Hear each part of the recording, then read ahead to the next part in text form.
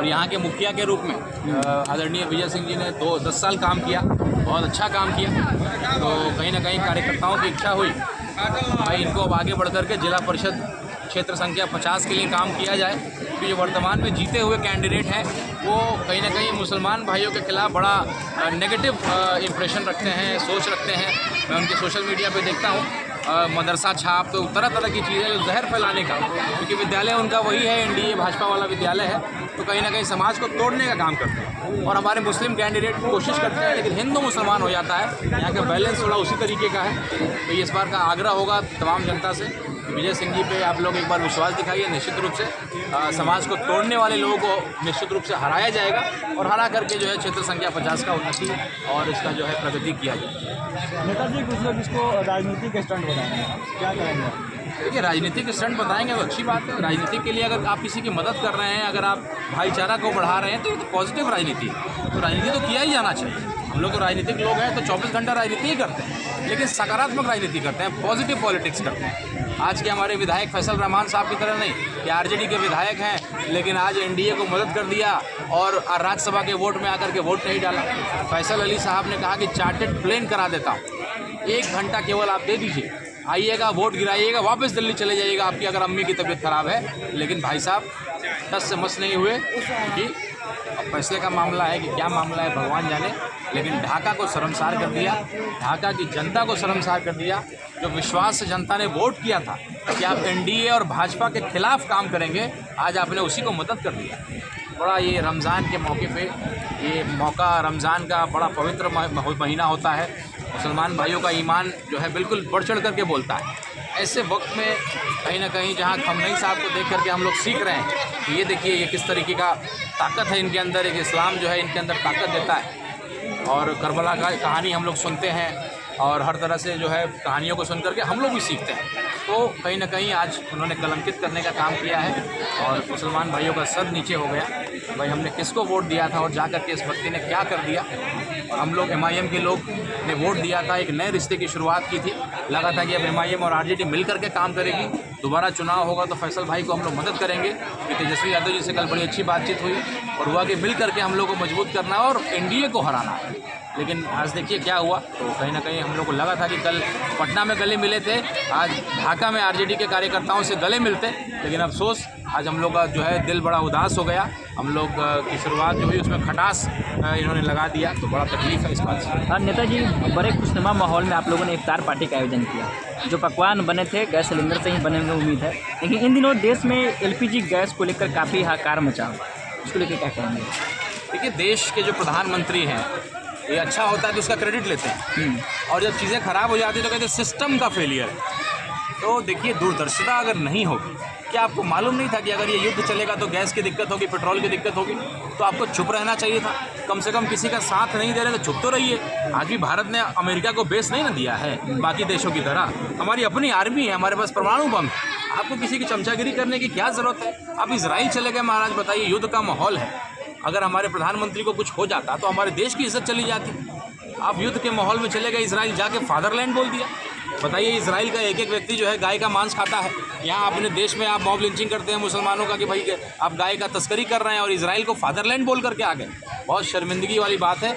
56 inch का सीना है, लेकिन आपकी हिम्मत नहीं हो रही है कि आप पार्लियामेंट में जाएँ, आप पार्लियामेंट को फेस करें। बहाना क्या देते हैं कि एक महिला जो है मुझे मारेगी अगर मैं जाऊँगा। तो बताइए क्या मजाक है। 56 इंच का सीना, इतना ताकतवर प्रधानमंत्री और पार्लियामेंट नहीं जा रहा है। प्रेस कॉन्फ्रेंस, आप जैसे मीडिया को उनकी हिम्मत नहीं रही आज तक।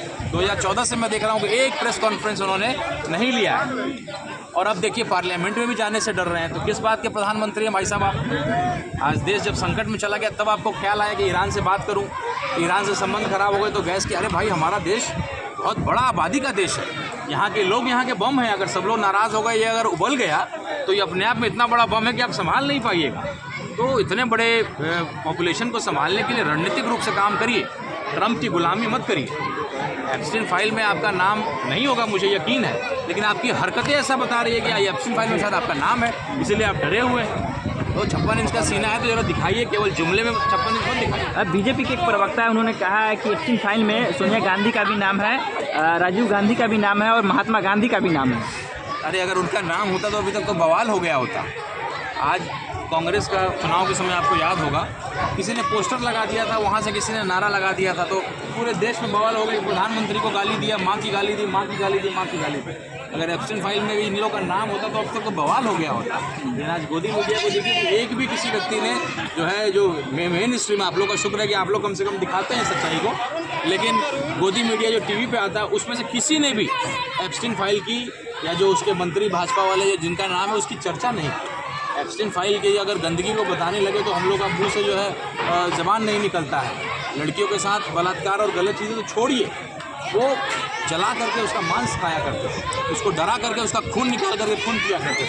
इतनी गलत चीज़ें जो है वहाँ होती थी कि शर्म आता है। और ट्रम्प जैसे व्यक्ति को तो जो है फांसी पर लटका देना चाहिए। जिस व्यक्ति का एब्सेंट फाइल में नाम हो, वो व्यक्ति क्यों युद्ध करा रहा है? उसी की वजह से करा रहा है कि एब्सेंट फाइल वाला मुद्दा दब जाए। अभी दूध का दूध पानी का पानी हो जाएगा। अभी मिड इलेक्शन होने वाले हैं यूएसए में, अमेरिका के तो लोग उससे नाराज हैं। अभी उनको मालूम चल जाएगा, उनका सारा सच्चाई सामने आ जाएगा। धन्यवाद। अभी ढाका को लेकर के अगला कदम आपका क्या होगा ढाका विधानसभा में? देखिए, संगठन को ज़मीनी स्तर पर मजबूत करना है। मैं वार्ड से लेकर के, समिति से लेकर के, मुखिया से लेकर के, सरपंच से लेकर के, जिला परिषद से लेकर के हर पद पे कोशिश है कि मेरे परिवार का, एमआईएम का जो सदस्य रहा, ईमानदार वफादार रहा, उसको लड़वाऊँ, उसको आर्थिक रूप से मदद करूँ, सामाजिक रूप से मदद करूँ और अपने जड़ों को मजबूत करूँ। जहाँ भी हमारे एमआईएम परिवार के सदस्य होंगे वहाँ हम लोग चुनाव सीहोर संसदीय क्षेत्र में और तिरहुत का मैं प्रभारी के रूप में हूँ, तो तिरहुत प्रमंडल में हम लोग कैंडिडेट को उतारें। पार्टी बेसिस पे होगा तो सिंबल पे लड़ेगा, पार्टी बेसिस पे नहीं होगा तो हमारा समर्थित उम्मीदवार के रूप में चुनाव लड़ेगा। ढाका में आज जो इस तरह का जो राजनीतिक गर्माहट हुआ है, उससे कल जो है आप लोग का आरजेडी के माने नेता प्रतिपक्ष से तेजस्वी यादव के साथ में आपने इफ्तार पार्टी किया, तो ढाका के जो आरजेडी के लोग हैं, जो कार्यकर्ता है, उसके साथ आप लोग मिलेंगे, उठेंगे, बैठेंगे? बिल्कुल बैठेंगे। और आज भी कई लोगों को बुलाया था और हमने सोचा था खुशनुमा मिठाई खिला करके जीत की खुशी मनाएंगे। राज्यसभा का हम लोग जीतेंगे। अमरेंद्र धारी सिंह जो आरजेडी के कैंडिडेट थे, हमने 5 विधायक एमआईएम के हमने सपोर्ट किया उन्होंने, इसलिए अधिकार से जो है यहाँ के आरजेडी के इसको विधायक को हम लोग बोल रहे हैं, क्योंकि हमने उसमें सहयोग दिया। हमने 5 विधायक दिए। हम अगर नहीं आते तो लड़ाई कभी खड़ा ही नहीं होता। तो लड़ाई को हमने बनाया, लड़ाई को हमने सजाया और देखिए एक व्यक्ति की वजह से आज हम लोग चुनाव हार गए। अगर यहाँ के विधायक ने धोखा नहीं दिया होता तो टाई हो जाता और उस परिस्थिति में दूसरे वरीयता का चुनाव होता। तो एक एक ढाका की जनता को बताएंगे कि इस व्यक्ति ने कैसे धोखा दिया। इनको लगता था कि राज्यसभा वाला मामला कुछ दिन में छिप जाएगा, लोग खत्म हो जाएगा। एक एक व्यक्ति को डीजे लगा करके बताएंगे कि देखिए आपके विधायक ने कैसे धोखा दिया है और ऐसे आदमी को बख्शेंगे नहीं, ताकि आने वाले समय में एमएलसी का चुनाव होगा और ऐसे चुनाव होंगे, ऐसे ऐसे धोखेबाज पैदा ना ले, धोखा देने का कोई हिम्मत ना। अभी होगा वाइट ले